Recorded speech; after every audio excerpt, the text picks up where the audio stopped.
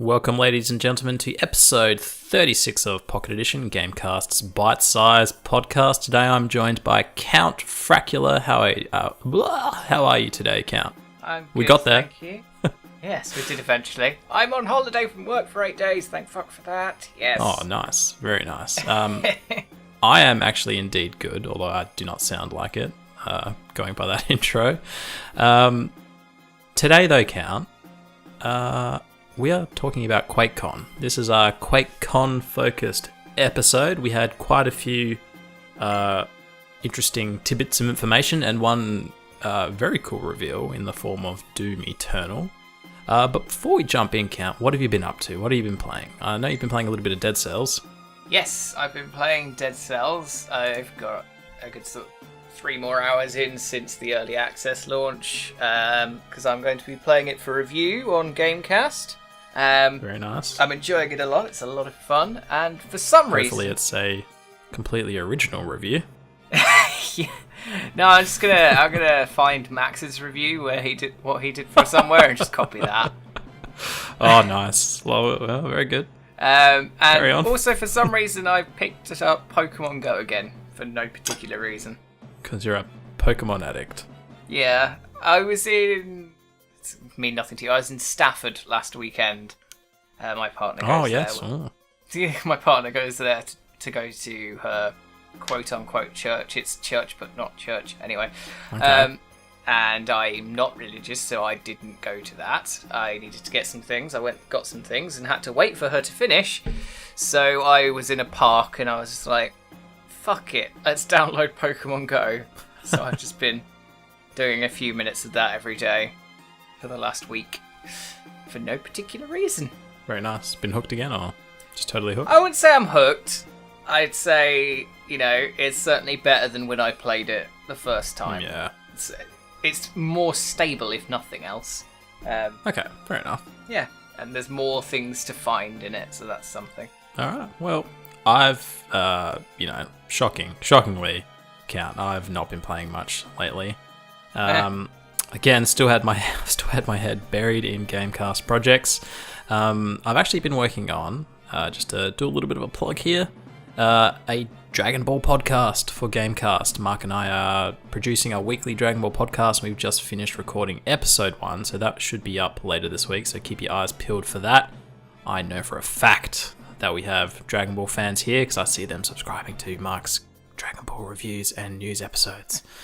Yeah, there's every time he does one of those, just that niche comes out of the woodwork going, So, oh my god, hello! Yeah, I've prompted them to come out of the woodwork in our Dragon Ball recording count, so we'll see how many there are. But yeah, keep your eyes peeled for that. That should be up hopefully midway through the week. I've put a lot of work into it, so hopefully you all enjoy it. But without further ado, let's jump into QuakeCon coverage. So, Count, where would you like to kick us off here? Because you're a resident expert on news digging, and you've probably had the most eyes on QuakeCon. Kick us off. Well, I've only had half an eye on QuakeCon this week, unfortunately. Me. However, I would like to start with something that's not related to QuakeCon, but is related to Bethesda being shit. A gentleman tried to sell a new in the shrink wrap copy of The Evil Within 2 for PS4 on Amazon. Right. That's a perfectly fine thing to do. It was put on there as new because it is technically new. Yep. And Bethesda threatened this person with legal action if he did not take the listing off Amazon. Why? Because they claim it's because he advertised it as new, as opposed to used like new, even though it's within the shrink wrap. Are they saying technically it's not new because it's been sold once before? Yeah, right, pretty much. That's dumb.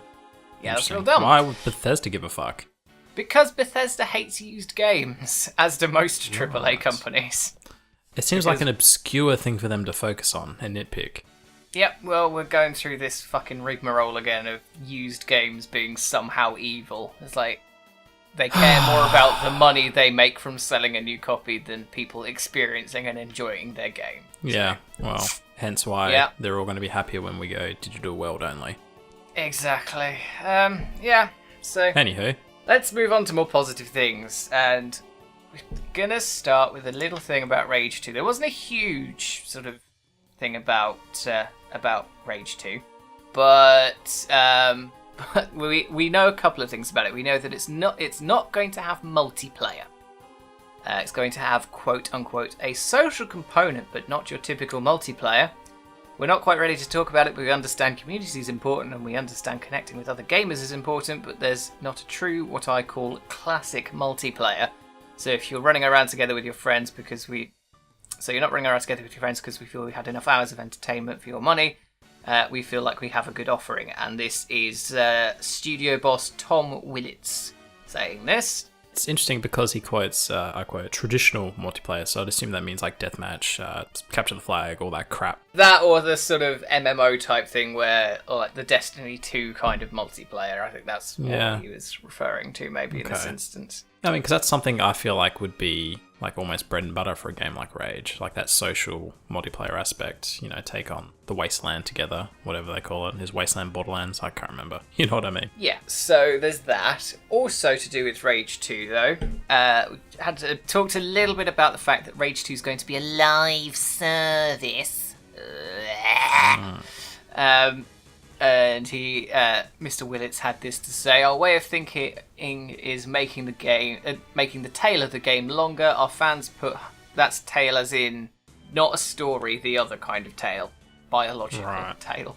Our fans put hundreds of hours of their lives into games, and we want to give them an experience worth their time. We have plans to do all sorts of things, free plus paid updates, and obviously some more dynamic elements.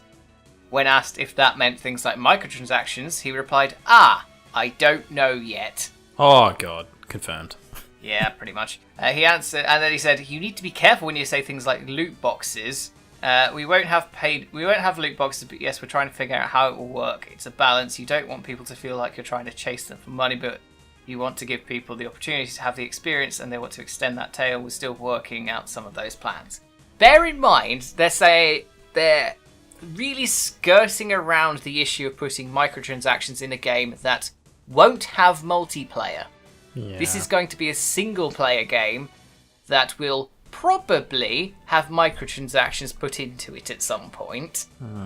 What's the point? Who cares?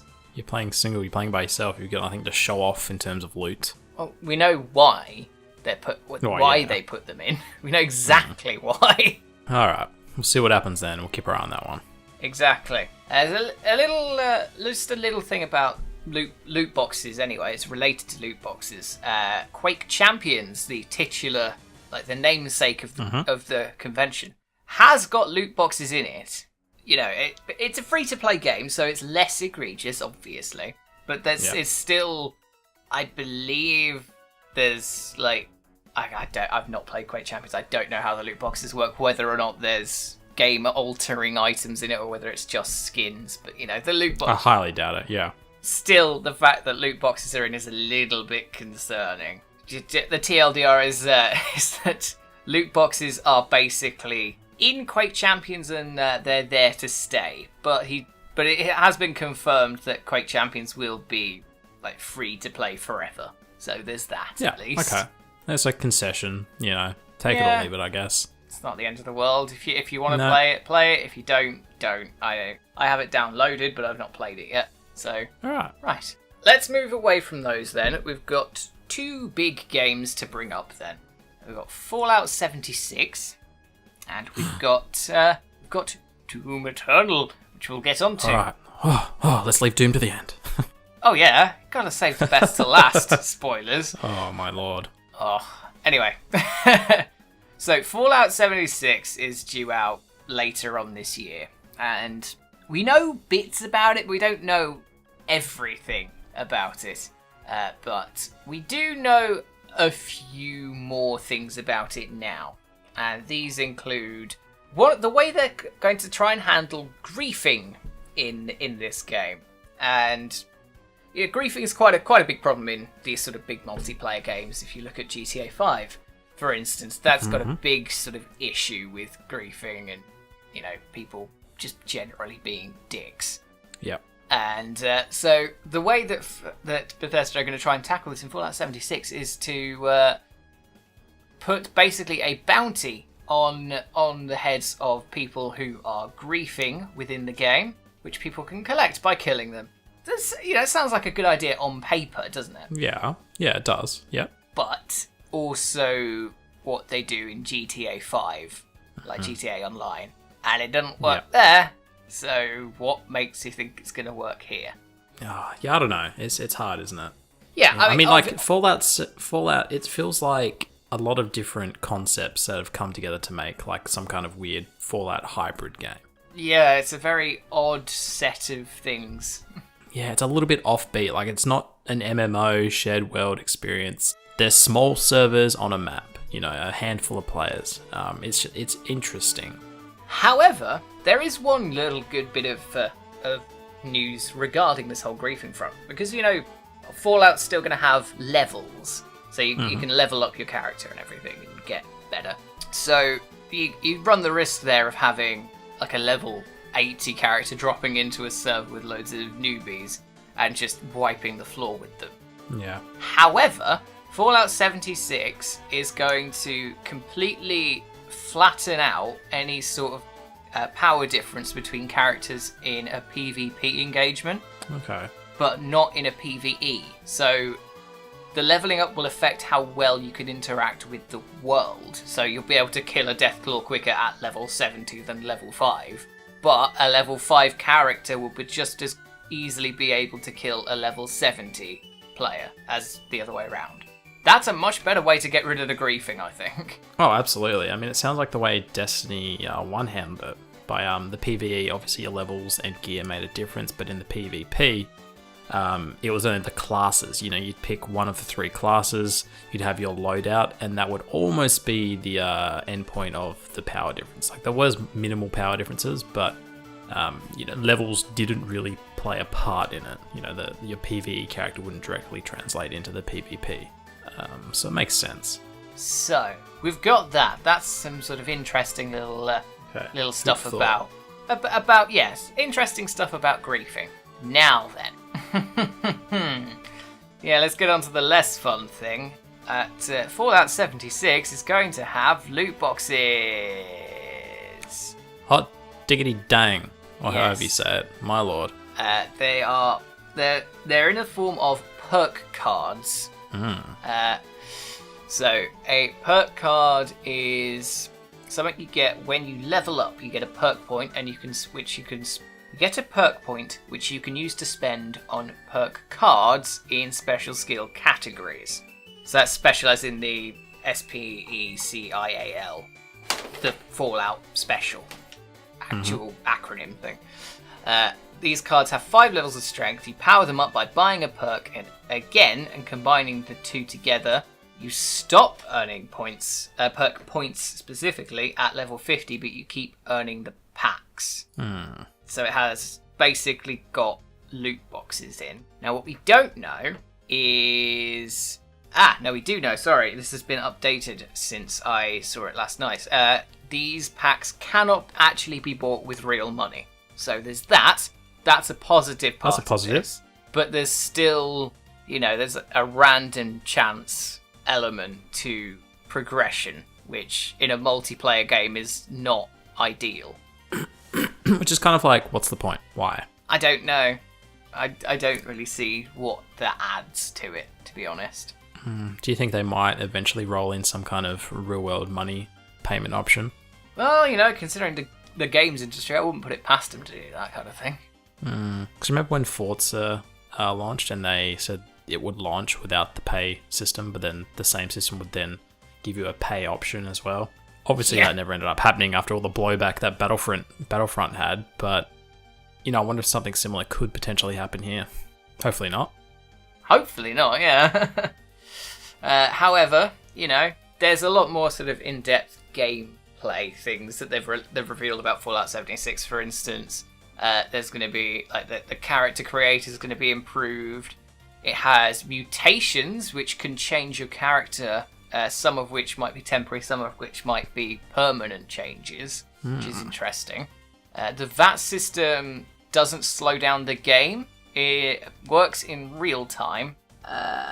You can't initially target the individual body parts on their own in VATS, but one of the perks allows that. And the VATS will be based on your perception ability. So you don't just have a load of VATS from the start of the game. You have to actually build it up as you go along. That makes sense. Yes. So, apart from a photo mode, there's just a couple of other things. It's all sort of fluff at this point. So that's basically Fallout 76. But are you excited for it? Because I'm really not. I mean, I've not really been the hugest Fallout fan as the series has kind of gone on. I mean, I as you can probably tell, I've not had a lot of input. I've played a bit of number 4. It was fun. I enjoyed it. Ultimately, though, these games, they're just too hefty for me. I don't have the time to sink into them. I like the concept, though. The concept to me of having a Fallout-esque experience, but being able to take it on with my friends and have a social element to me is very appealing. Just me as a gamer these days, I don't like just like locking myself away and sinking endless amounts of time into something. Like I like to be social. I like to get out. And if I can kind of be social within a game world and have fun, I'll choose that experience and I'll enjoy that experience. So I'm kind of curious to see how the two experiences merge together for Fallout 76. So I'm keen to see how it unfolds. But I'm very undecided at the moment whether I'm going to purchase it or not purchase it. Yeah, I'm less of a multiplayer invested person than you. I'm quite happy to shut myself away and play a game for however many hours.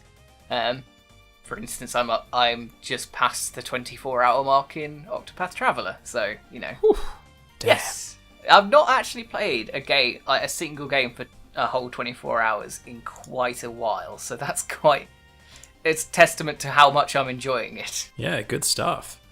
One game that I could see myself playing 24 hours of is Doom. Nice. Let's do it. Well done. Yes, Doom Eternal has received a huge gameplay trailer. We got about 20 minutes of gameplay altogether. Not bad. Yeah, 2 different levels. It's a really significant I think actually it was 3. So they did one section of gameplay, I believe, just I think it was on a PS4, something along those lines. They were using a controller and basically just using that as a sort of show off for the environment more than anything.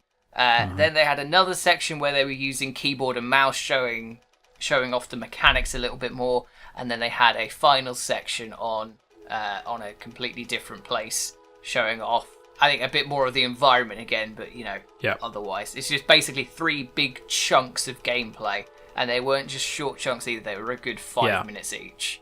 Hefty, honest slices. That's the impression I got. Yes. Emphasis on slicing. Oh, yes. I'll add some background to this. I watched it when I got home from work yesterday. And at the moment, I've got a huge Lego set that I'm currently building. It's 2,400 pieces, quite large. I'm, just as an aside, I'm about halfway through at the moment. You can roughly tell that it's going to be a car. But yeah, lot to go on that. Anyway, so I was like, I'll just build this and I'll watch this new Doom thing because I'd heard it had come out. And I stopped building the Lego to watch the Doom gameplay. I was enjoying it that much. Yeah, if you know how much Count likes Lego, this is significant. Yes, I have a town of Lego, so, it's not an insignificant thing in my life. An image on screen. Yes, I need to I keep having people telling me I need to do a tour. Oh, you do? Fucking hell, man.